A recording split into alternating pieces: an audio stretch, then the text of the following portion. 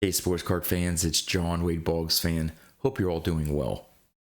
A little over 2 years ago, boy, time flies, I did a video in which I said, hey, what if $100,000 suddenly dropped into my lap and I got to use all of that money to buy vintage baseball cards for my collection? Which cards would I buy with that money? And I came up with 100 cards that totaled at the time would cost me $100,000.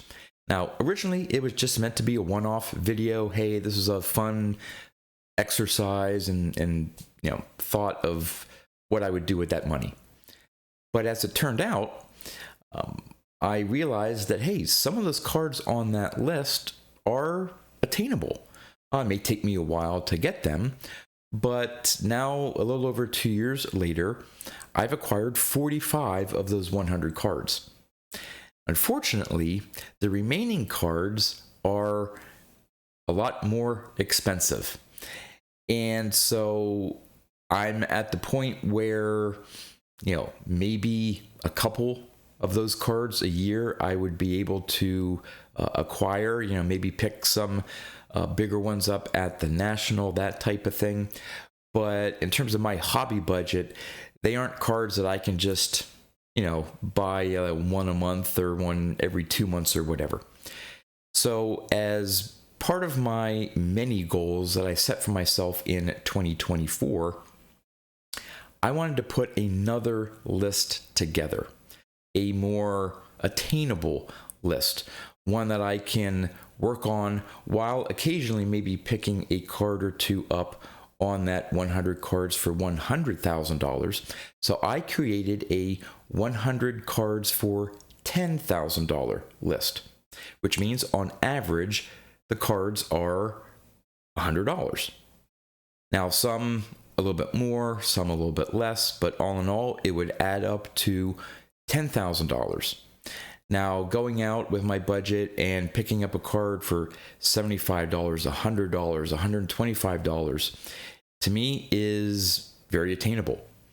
So I put this list together and I wanted to do a video to show off which cards I have placed on my list. Now, what I did here is I sort of combined this 100 card list with some of my other goals for the year and other long-term goals. So I wanted to work on this year, maybe not complete, but at least work on a few player runs. And they are Thurman Munson, Jim Palmer, Frank Robinson, and Herman Killebrew. So the cards that I'm missing for those player runs, I put into this 100 card list. Then there are other players that maybe not necessarily going for their playing days run. Maybe eventually I'll get there, but not a sort of main focus for 2024. And those players are Pete Rose, Johnny Bench, Ernie Banks, Warren Spahn, and Yogi Berra. So a lot of their cards are in this 100 card list, and again would get me slower toward completing their playing days runs cards. And then the remaining spots I threw in with some other players that I think are lacking in my collection. That would be Nolan Ryan, Willie Mays, and Roberto Clemente. So I'm going to not necessarily turn the camera around, but show on the screen here and quickly go through. I put these cards in sort of chronological and alphabetical order. So I'll be starting off with the oldest card on my list and then finish with the newer cards. And yep, so let's check out which 100 cards I put on my 100 cards for $10,000 list. Before I start showing off the cards on my list, I do want to let you know how I came up with the prices and grades and just overall thought process here quick. For the most part, I used average VCP price. In some cases, I pushed that maybe toward the higher side of the VCP average. And some of these cards in the grades I have and the price, my ultimate goal, just like the goal for the 100 cards for $100,000, is I'm not going to specifically target a card in the grade that I have on this list.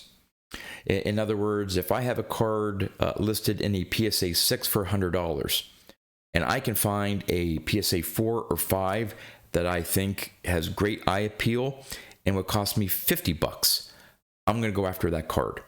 So ultimately, the goal is not to just get all 100 cards, but to get it for actually less than $10,000. So again, some of these cards, you may say, John, why are you going after a PSA 7? That's just how, for that particular card, again, I needed to work on an average here of $100 per card. Some are more, some are less. And so it was the best I could do. I knew the 100 cards that I wanted, but it was coming up with the grade and the current price to get everything to work out to $100,000. So as I go through these cards, I'm not going to do a running total because everything's going to total up to $10,000. But for each card, I'm going to have the initial, I guess you could say, target grade and what it would cost me at that grade. But again, my ultimate goal is to either find it in that grade for less or find a lower graded copy for less. Again, for me, it's mainly eye appeal. I don't care if it's a 4, 5, 6, 7, whatever the case may be. If I can find a card that I like and I can save some money, I'm going to go after that. So here we go, starting off with the first set of cards. And it's the 1957 Warren Spahn in a PSA 6, roughly $100. Then we're moving into 1958 cards. We have the Ernie Banks. PSA 4 runs about $100. The Yogi Berra, a PSA 5, runs around $150. The Herman Killebrew in a PSA 5 runs around $100. The Frank Robinson in a PSA 5 runs about $125. Then finishing off the 58 cards, the Warren Spahn in a PSA 5, they cost around $100. Into 1959, the Yogi Berra in a PSA 5 is around $100. The Harmon Killebrew in a PSA 7 goes for $90. That's a card right there that I don't need that card in a 7. Would I be happy with a 5? Probably. So that may be a card there that I know I can save some money on. Then we get to the Frank Robinson in a PSA 6. That's $100. And the Warren Spahn in a PSA 6 is also around that $100 price tag. The next group here into the 1960s, we have the 1960 Ernie Banks in a PSA 5. It's around $100. The Yogi Berra in a PSA 5, right around $100. The Harmon Killebrew, again in a PSA 7, is around $110. The Warren Spahn in a PSA 7 is $120. Again, two cards right there where I don't need PSA 7s, so I can definitely save some money there. In 61, for the 61 cards, we have the Ernie Banks in a PSA 6, around $100. The Harmon Killebrew in a PSA 7 is only around $75. The Frank Robinson in a PSA 7, around $100. And the Warren Spahn in a PSA 7 would cost around $85. Now for the 62 cards, starting off with the Roberto Clemente in a PSA 4, it's around $100. Then the Harmon Killebrew in a PSA 7 is around $100. The Willie Mays in a PSA 4, around $160. So that's one of the bigger cards on this list. The 62 Frank Robinson in a PSA 6 is around $150. Then getting into the 1963 Topps cards, the Ernie Banks in a PSA 5, around $100. The Yogi Berra in a PSA 5, again, around $100. The Roberto Clemente, even in a PSA 4, which I probably don't want to go below. Once you get below PSA 4s, you tend to get cards that may have creases and so on, but we'll see. That may be the most expensive card, I believe, on my list. A PSA 4 63 Clemente is around $200. Then the 63 Killebrew PSA 5, $100, and the Willie Mays in a PSA 4, $180. So the Clemente and Mays from the 63s, again, that's going to be up there. For the Frank Robinson in 63 tops, in a PSA 6 is around $100. Now the 64 cards. Ernie Banks, PSA 6, around $100. We have the Yogi Berra in a PSA 6, around $75. The Roberto Clemente in a PSA 4, $125. And the Willie Mays in a PSA 4, $100 as well. Now for the Frank Robinson in a PSA 7, it would cost about $100. Again, I don't need to go after a PSA 7 of that Frank Robinson card. Then at the Warren Spahn, again, PSA 7, $100. Don't need to go that high. The Ernie Banks, now we're into 65 tops cards.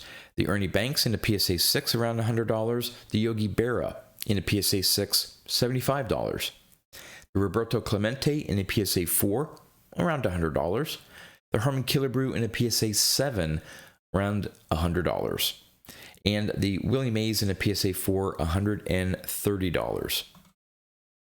A few more here from 1965 tops. The Frank Robinson in a PSA 6, $100.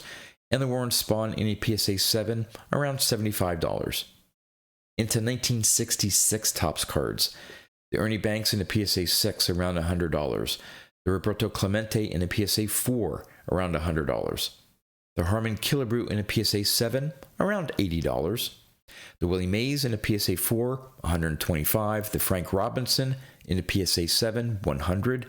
And the Pete Rose in a PSA 8, around $85. I definitely do not need a PSA 8 66 tops Pete Rose. So even in a 5 or a 6, I can definitely save some money there. All right, into the 67 tops, we have the Harmon Killebrew, PSA 7, $100. The Jim Palmer, PSA 7, $100. The Frank Robinson, PSA 7, $85. The Pete Rose in a PSA 5, that's $100. So that one, maybe a 4, but I may be looking at probably spending maybe close to that for a Pete Rose card. Then into the 68 tops cards. The Ernie Banks in a PSA 7, $100. Roberto Clemente, PSA 5, $100. Harmon Killebrew in a PSA 7, around $75. The Willie Mays in a PSA 5, around $150. The Jim Palmer in a PSA 7, around $75. The Frank Robinson in a PSA 7, $85. And the Pete Rose in a PSA 6, again around $100. Now into 69 tops cards. The Ernie Banks in a PSA 7 is around $100. The Roberto Clemente in a PSA 5 is around $100. The Harmon Killebrew PSA 7, $90. Willie Mays PSA 5, $125. The Jim Palmer in a PSA 7, $85. The Pete Rose in a PSA 6, $90. Now onto the 1970 tops cards. The Banks in a PSA 7, $100. The Johnny Bench in a PSA 4. This is a high number, I think a high number short print, or at least a high number card for that Johnny Bench. So I may be looking at a PSA 4 for that one and still having to spend $100. The Roberto Clemente in a PSA 5 is around $100. The Harmon Killebrew PSA 7 for $100. Again, don't really need a 1970 tops Harmon Killebrew in a PSA 7. The Willie Mays PSA 5 will cost around $100. And rounding up the 1970 tops cards, the Frank Robinson in the PSA 7, around $75. And for the Pete Rose in the PSA 6, it's around $100. Now into the 71 tops cards. The Ernie Banks PSA 6, $120. The Johnny Bench in the PSA 6, around $100. Roberto Clemente in a PSA 4, that still may cost me around $150. The Harmon Killebrew in a PSA 6, maybe $75. The Willie Mays in a PSA 4, that'll still probably cost me right around that $100 mark. The Jim Palmer in a PSA 7 would be $100. The Frank Robinson in a PSA 6 would be $70. And the Pete Rose in a PSA 6 would be around $100. Now into the 72 tops cards. The Johnny Bench in a PSA 7, around 110. The Roberto Clemente in a PSA 6, $100. The Frank Robinson in a PSA 8, $75. Certainly do not need a PSA 8, 72 tops Frank Robinson, so I'll be able to save some money there. Pete Rose, PSA 7, $125. The Nolan Ryan, oh, I just love that card. I had to add that to my list. In a PSA 5, around $100. Into the 1973 Topps cards, we have the Johnny Bench, PSA 7, $100. The Roberto Clemente, PSA 6, $100. The Willie Mays in a PSA 6, $75.